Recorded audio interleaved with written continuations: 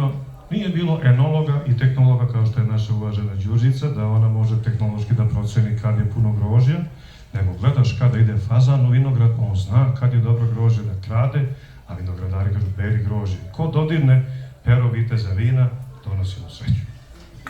Mišo, da li onda ja mogu da dodirnem vaše pero kako bismo doneli sreću našem festivalu?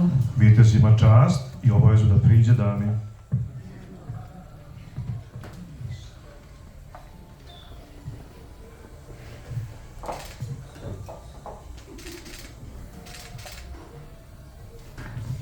Hvala vam, Mišo, mnogo.